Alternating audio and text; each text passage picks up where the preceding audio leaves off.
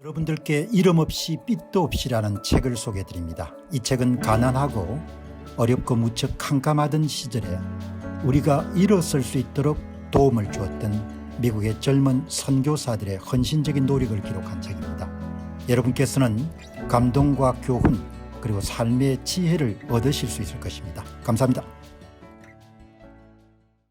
첫 번째 뉴스는 포도우 처리시설 이란의 쿰 지역에 있는 이 보시면은 very significant damage, 그러니까 이런 핵 관련된 유수의 기관에 계시는 분이 아주 심각하게 데미지를 입은 것 같다, 그렇게 이제 말씀을 하셨네요. 그래서 이제 저도 어제는 이제 폭격에 관한 내용이 주류였고, 그 다음에 이제 환기구를 통해 가지고 6개 구멍이 났고 구멍 1개당 2발 정도의 GBU 57이 들어간 것 같은데, 이게 이제 타격이 얼마나 크냐. 그러니까 원심 분리기를 파괴하든 파괴하지 않든 간에 원심 분리기 자체가 진동에 굉장히 취약하기 때문에 굉장히 크게 손상을 입었을 것이다, 그렇게 보거든요. 아주 크게 입었을 것이다, 그렇게 보는데, 이제 후속 뉴스들이 계속 나오기 때문에 이게 여러분 보시다시피 총 7대의 B2 폭격기, 스텔스기, 그리고 B2 스필릿이 여러분들 이번에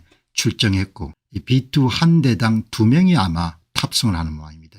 이제 앞에 타시는 분은 파일럿이고, 두 번째 한 분은 아마 폭탄 투하나 이런 커맨드를 담당하시는 분인데, 7명의 파일럿 가운데 한 사람이 여성분이네요. 그게 이제 알려졌습니다. 7사람의 주 조종사, B2 스텔스기의 조종사 7명 가운데 이스라엘 방위군 IDF에도 조종사가 여성분들이 굉장히 많거든요. 이제 오늘 여기 이제 투하되는 GBU 57 이제 여기 보시다시피 어제 다뤘습니다만은 구멍이 3개가 이렇게 난 거죠. 이게 이제 한 기구 중심으로 때린 것 같고, 그 다음에 한 개 홀 구멍당 2발의 GBU 57이 이제 들어가서, 이제 많은 분들의 관심사는 가장 지하홀 90m 정도로 추정되는 지하홀에 이렇게 원심 분리기 2,700개에 여러분들 어느 정도 손상을 줬느냐, 이런 부분들 굉장히 초미의 관심사인데, 한번 정리하게 되면은 125대 이상의 비행기가 출정을 했고 14발의 GBU 51 벙커버스터로 무장한 B2 스필릿 7대, 그 외에 B2 스필릿을 여러분들 보호하기 위한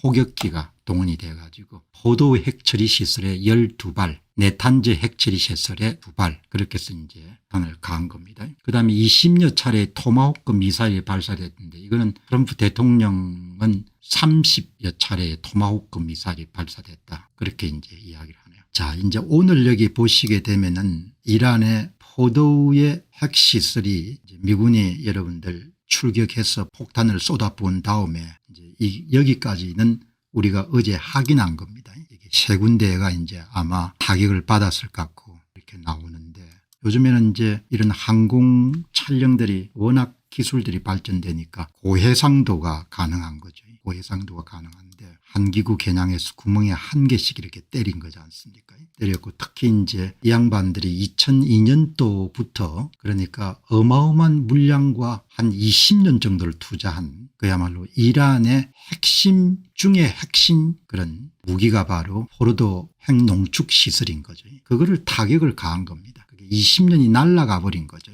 날아가는데 초기에 설계하신 분들은 전혀 생각 안 했겠지만 환기구가 지상으로 노출되게 만든, 이게 이제 치명적이었던 것 같고, 이번에 이거를 중심으로 해가 작전을 전개했다, 이렇게 보시면 좋겠죠. 히브리어로 글을 남기신 분이 바로 이 한기구지 않습니까? 이 한기구 속으로 구멍마다 2개씩 여러분들 폭탄을 집어넣은 거죠. 그러니까 제가 볼 때는 한기구를 직선으로 하지 않았을 것이다, 뭐 그런 이야기도 있는데, 어떻든 간에 설계하는 사람들은 2002년도에 공사에 들어갈 때 이 정도 상황은 전혀 예상을 못했을 때니까 가장 배출 환기가 잘 될 수 있는 방법은 직선 코스로 아마 선택했을 가능성이 높죠. 그렇게 이제 아마 토목하시는 분이나 건축하시는 분들이 설계를 할 때 가장 최적 거리를 아마 도출하지 않았겠느냐, 그렇게 여러분들 볼 수가 있을 것 같습니다. 이렇게 보장은 없죠. 보장은 없는데 어떻든 간에 눈을 직접 안 봤으니까 보장을 확인할 수는 없는 거지 않습니까? 그러나 대개 그렇게 볼 수 있다, 이 이야기인 거죠. 자, 여기 이제 보시게 되면은 이제 제가 굉장히 오늘 중요하게 보는 것은 월스트리트저널의 일면 톱 기사의 하단 기사가 유엔의 핵을 담당하는 그런 담당자 취입이니까 아마 유엔 원자력기구 수장 정도 되는 모양입니다. 어떻게 발언했는가 하니까 조금 전에 말씀드렸다시피 포도우의 핵처리 시설에 아마도 대단히 심각한 그런 피해를 입힌 것 같다. 이렇게 나오는 거죠. 유엔 원자력기구 책임자는 미국의 이란 포도우 농축시설 공격이 매우 심각한 피해를 초래한 것으로 예상된다. 그러니까 전문가들은 대개 두 눈으로 보기 전에는 보수적인 그런 답변을 하죠. 아주 보수적인, 그냥 보수적인 정도의 답변이 아니고 아주 보수적인 답변을 하는데 폭격이 끝나고 나서 하루가 지난 다음에 매우 심각한 피해, 이런 표현을 쓴 걸로 보게 되면은 아마도 굉장히 많은 그런 피해가 있지 않았겠냐 생각이 들고, 여기 보시게 되면은 이란 포도우 처리 사이트에 대한 미국의 공격이 매우 심각한 데미지를 불러일으킨 것으로 예상한다고 유엔 원자력기구 수장이 말했다. 이렇게 여러분들 정리를 할 수 있겠죠. 또 한글 번역한 거하고 영어 뉘앙스가 좀 다르니까 여러분들이 아마 그냥 significant damage라고 해도 상당한 그런 피해가 될 건데, 전문가 입장에서 very significant damage라고 하니까 굉장히 큰 피해가 있는 것 같다. 이렇게 볼 수가 있는 거죠. 그리고 거듭 말씀드리지만 전문가들은 자기 두 눈으로 확신하기 전에는 계속해서 여러분들 낮은 수위의 발언을 하는데 이렇게 아주 강하게 발언한 겁니다. 이란 최고 지도부는 미국 공격 이후에 처음으로 언급한 발언에서 미국을 언급하지 않고 대신 이스라엘에 초점을 맞췄고 핵시설 보존 혹은 지속은 불가능한 것으로 판단하였음을 짐작할 수 있다는 거죠. 이란 측에서 핵 보유가 이미 물을 건너갔다고 보고 있음을 짐작할 수 있다. 물론 조금 전에 중동의 카타르 미군 기지에 여러분들 미사일, 탄도미사일을 발사하고 또 로켓을 발사했는데 사전에 공격 시점을 카타르 측하고 미군 측이 아마 통보를 해준 모양입니다. 그러니까 기본적으로 보게 되면은 본인들도 정권을 유지하기 위해서 내부 단속을 위해 가지고 뭔가 하고 있다는 걸 보여야 되니까 미사일을 쏴야겠죠. 미군을 확인해가지고. 그런데 이제 그거 자체가 시간을 사전에 이제 예고하고 쐈으니까 공격 수위를 상당히 낮췄다 이렇게 볼 수가 있는 거죠. 그러니까 일단 때려가지고 여러분들 부시고 나면은 그 다음에 물 건너간 거지 않습니까?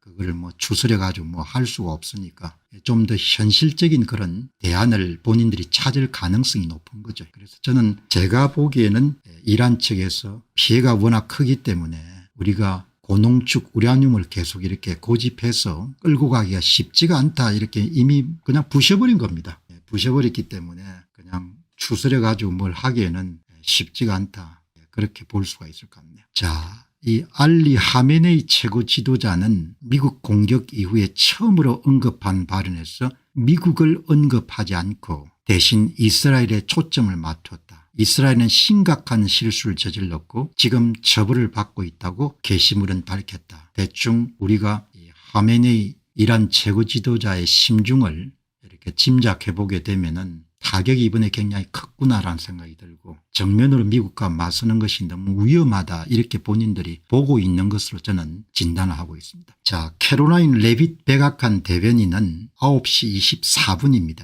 그러니까 한국 시간으로 9시 24분으로 보시면 좋겠습니다. 이란 핵시설이 완전히 제거되었다고 확신한다. 완전히 공격을 감행한 장소에 고농축 우라늄이 저장되어 있다는 사실에 높은 신뢰를 갖고 있다. 또 일각에서는 며칠 전에 이렇게 트럭이 있었기 때문에 고농축 우라늄을 다른 곳으로 아마 이동시켰을 것이다. 그렇게 추측을 할 수는 있죠. 본 사람이 없으니까.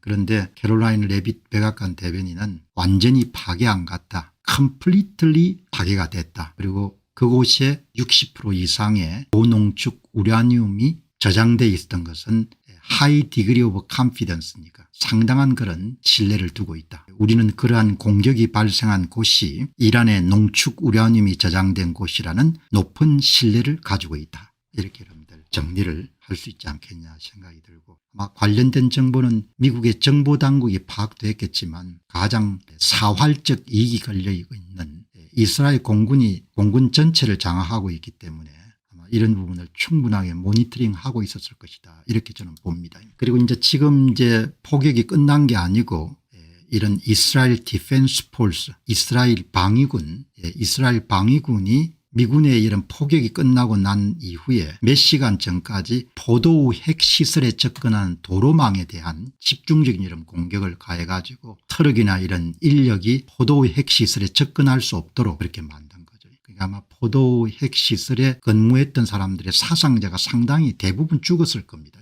워낙 이렇게 3만 톤 곱하기 12개니까 36만 톤이 터뜨려졌으니까 살아있는 사람이 없겠죠.